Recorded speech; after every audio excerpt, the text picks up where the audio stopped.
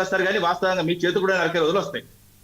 Okay Koteswararao sir, మొత్తానికి రాజకీయ పార్టీలు రాజకీయాలు చేస్తే సహజమే, కానీ 1,00,000 కోట్లతో నిర్మించిన ప్రాజెక్ట్ ఏదైతే ఉందో కాళేశ్వరం విషయంలో ఇంకా ఒక క్లారిటీ రాకపోవడం, దీంట్లో మరి విజిలెన్స్ ఎన్ఫోర్స్మెంట్ నివేదిక ఇచ్చింది, అదే క్రమంలో మరి జ్యుడిషియల్ ఎంక్వైరీకి సంబంధించి జస్టిస్ పీస్ ఘోష్ నివేదిక వచ్చింది. అయినప్పటికీ కూడా మరి మొత్తానికి ఈ రాజకీయాలు అనేటి పార్టీల కోసమా లేకుంటే ప్రజల కోసమా?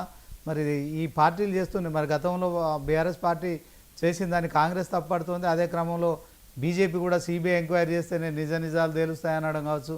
సో మొత్తానికి వీళ్ళ అదృష్టం ఏంటంటే ఆ ప్రాజెక్టు మొదలుపెట్టిన దగ్గర నుంచి కూడా తెలంగాణలో వర్షాలు కురుస్తున్నాయి. సో ఆ వర్షాలు ఇప్పుడు కూడా కంటిన్యూ కురుస్తున్నాయి. సో మొత్తానికి కాళేశ్వరం ప్రాజెక్టు మొదలుపెట్టిన తర్వాత కొంత నీటి కష్టాలు తగ్గినాయి అనుకోవచ్చు, సాగునీటి కష్టాలు. దానికి మనకు బెస్ట్ లైవ్ ఎగ్జాంపుల్ ఏంటి, మనం తెలంగాణలో మనం ప్యాడీ ప్రొక్యూర్మెంట్లో దేశంలో నెంబర్ 1 పొజిషన్కి వెళ్ళినాం. అది కంటిన్యూ అవుతుంది. వర్షాల మూలంగా కొంత, తర్వాత కాళేశ్వరం కొంత, పూర్తిగా మనం దేన్ని ఏకీభవించలేము, వ్యతిరేకించలేము. కనుక ఏం చెప్తారు సార్? ఇప్పుడు ఆ విషయాలన్నీ కూడా చర్చించడానికి అవకాశం ఉన్నటువంటివి, వాటి గురించి చర్చించవచ్చు. వాటి జోలికి నేను ఎవరిస్తలేదు, ఎందుకంటే మనకున్నటువంటి సమయం కూడా తక్కువ కనుక. ఇప్పుడు మన రామ్మూర్తి గారు ఆ దొరికినటువంటి ఇంజనీర్లకు సంబంధించి అది కాళేశ్వరం సొమ్ము కాదు, అంతకుముందు కాంగ్రెస్ తెలుగుదేశం పార్టీ హయాంలో వాళ్ళు సంపాదించుకున్న సొమ్ము అనేటువంటి పద్ధతులు మాట్లాడారు. అవును సార్, కావచ్చు. కానీ రిటైర్ అయినటువంటి వాళ్ళని మీరు డెప్యుటేషన్ మీద లేకపోతే వాళ్ళకి మళ్ళా పునరావాసం కల్పించారు. మరి అటువంటి అంత పెద్ద మొత్తంలో అక్రమాలకు పాల్పడినటువంటి వాళ్ళ మీద మీ హయాంలో ఒక్క దాడి కూడా ఎందుకు జరగలేదు అనే దానికి మరి తెలంగాణ ప్రజలకి బీఆర్ఎస్ ఏ విధమైనటువంటి సంజాయిషి చెప్తుందనేటువంటి ప్రశ్న. ఎందుకని అంత అవినీతి పరులైనటువంటి వాళ్ళని, తెలుగుదేశం కాంగ్రెస్ హయాంలో అంత అవినీతి పరులైనటువంటి వాళ్ళని మీరెందుకు తల మీద పెట్టుకున్నారు? వాళ్ళ మీద ఎందుకని దాడులు చేయలేదు, వాళ్ళ అక్రమ ఆస్తుల మీద? దానికి చెప్పాలి సమాధానం. మళ్ళీ అలాంటి అవినీతి అధికారులనే మీరు కాళేశ్వరం బాధ్యతలు ఎందుకు? ఒక నిమిషము, ఇప్పుడు వాస్తవంగా రోజు జరుగుతున్నాయండి. ఒక నిమిషము, ఇప్పుడు కాంగ్రెస్ ప్రభుత్వం వచ్చిన కాంచెల్లి అధికారుల మీద, దాంతో పాటు ఉద్యోగుల మీద రోజు దాడులు జరుగుతున్నాయి, రోజు జరుగుతున్నారు.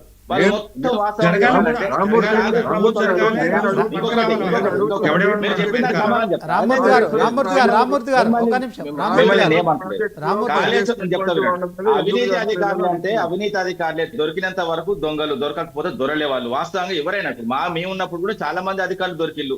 అప్పుడు వాస్తవంగా మేము చెప్పినామా అండి? వాస్తవాలు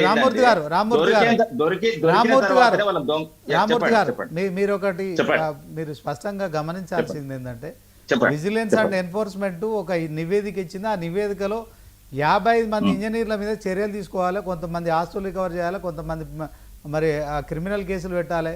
సో దాంట్లో పాల్గొన్న మొత్తం అధికారులు మొత్తం అవినీతికి పాల్పడ్డారని చెప్పి ఆ నివేదిక స్పష్టం చేస్తుంది. లేదండి, ఇప్పుడు వాస్తవంగా చెప్పాలంటే ఎల్ఎన్టీ కంపెనీ అన్నా లేకపోతే కఠిన ఏదైతే వాస్తవంగా మెగా కంపెనీ అన్నా లంచం ఇవ్వాలి. అవి లంచం ఇచ్చే కంపెనీలు ఎక్కడ కావు. ఒకవేళ లంచం ఇచ్చే కంపెనీలు అయితే వాస్తవంగా లంచం ఇచ్చిన కూడా లోపల పెట్టాలి. చెప్పేది వినండి, పూర్తిగా వినండి. ఎందుకంటే మెగా కంపెనీ కానీ అదే విధంగా ఏదైతే ఎల్ఎన్టీ కంపెనీ కానీ ఎక్కడ కూడా లంచం ఇచ్చిన దాఖలాలు లేవు, అదే విధంగా ఎక్కడ కూడా రుజువులు లేవు. ఒకటి ఆరోపణలు మాత్రమే. కాళేశ్వరం మీద ఇప్పటి వరకు జరిగే ఆరోపణలు ఏంటంటే ఏదో 1,00,000 కోట్లు అంటే 94,000 కోట్లే మేము తీసుకొచ్చినాం, అందులో 80,000 చిల్లర కోట్లే ఖర్చు పెట్టినాం. అదే విధంగా అవినీతి పాల్పడితే వాస్తవంగా ఇచ్చిన ఏదైతే కాంట్రాక్ట్ కంపెనీ అధికారులకు తిరిగి ఇవ్వాలి. ఇప్పుడు ప్రభుత్వం అయితే డైరెక్ట్ గా ఏది కానీ టెండర్ల ద్వారా వాళ్ళకి పేమెంట్ చేస్తారు, చెక్కుల ద్వారా పేమెంట్ చేసింది ఎల్ఎన్టీ కంపెనీ కానీ మెగా కంపెనీ కానీ తిరిగి వాళ్ళకి లంచం ఇవ్వాలి. ఒకవేళ లంచం ఇస్తే లంచం ఇచ్చిన అరెస్ట్ చేయాలి, లంచం తీసుకున్న అరెస్ట్ చేయాలి. ప్రభుత్వానికి ఎలాంటి సంబంధాలు ఉండవండి. ఇప్పుడు కూడా ఏదైతే వీళ్ళు కూడా ప్రాజెక్టు కడుతున్నారు, వీళ్ళు కూడా ప్రాజెక్టు కట్టే వాటిలో వీళ్ళు కూడా ఇప్పుడు ఎల్ఎన్టీకి ఇస్తున్నారు, మెగా కంపెనీకి ఇస్తున్నారు. మరి ఒకవేళ వాళ్ళు దోషులైతే, ఒకవేళ దుర్మార్గులైతే, ఇప్పుడు వాళ్ళు మొత్తం 94,000 కోట్లలో మేము 80,000 కోట్లు వాళ్ళకి ఇస్తే, వాళ్ళు మొత్తం మాకు 1,00,000 కోట్లు ఇస్తే మరి ఇవన్నీ ఫ్రీ కట్టిలని రాష్ట్ర వ్యాప్తంగా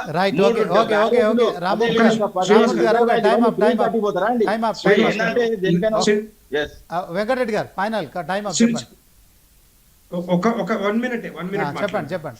నేను ఇంతకుముందు రామ్మూర్తి గారు మాట్లాడుతూ ప్రాణహిత చేవెళ్ల ప్రాజెక్టు 38,500 కోట్లతోటి 16.5 లక్షల ఎకరాలకి ఎస్టిమేషన్ అది ఆయకట్టు అవుతుందని చెప్పేసి, మరి దాన్ని మార్చి కాళేశ్వరం ప్రాజెక్ట్ కడితే మొత్తం 81,911 కోట్లతోటి దాన్ని ఎంత ఆయకట్టు అంటే మరి 18,61,000 కోట్లు, లేదు తప్పు తప్పు అది చూడండి మీరు, తప్పు. almost 20 లక్షల ఎకరాల మీరు 30,000 తప్పులు మాట్లాడండి, తప్పులు మాట్లాడండి. అది కంప్లీట్ అయితే తప్పులు 1,47,000 20 లక్షల ఎకరాలు 20 లక్షల ఎకరాలు మేము ఇచ్చినాం, 40 లక్షల ఎకరాల కోసం కట్టినాం.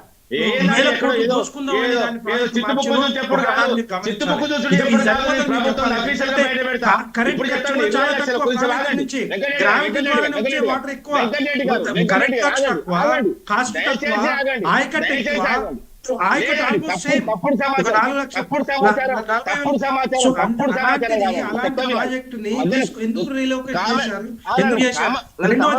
మురళీధర్ అంటాడు 40 లక్షలు కూడా రిటైర్ అయిన తర్వాత 15 సంవత్సరాలు ఆయన మొత్తం 15 సంవత్సరాలు ఆయన ఓకే ఓకే ఓకే కాలంలో సో ఒక చీఫ్ ఇంజనీర్ కాళేశ్వరం ఎందుకు okay okay time up okay thank you. డిబేట్లో పాల్గొన్న అనలిస్ట్ కోటేశ్వరరావు గారికి, అలాగే బీజేపీ నాయకులు డాక్టర్ పివి రెడ్డి గారికి, బీఆర్ఎస్ నాయకులు రామ్మూర్తి గారికి, ఇక చరణ్ కౌశిక్ యాదవ్ కాంగ్రెస్ నాయకులు. సో మొత్తానికి ఇది ఇవాళ స్పెషల్ డిబేట్. చూస్తూనే ఉండండి 99 టీవీ.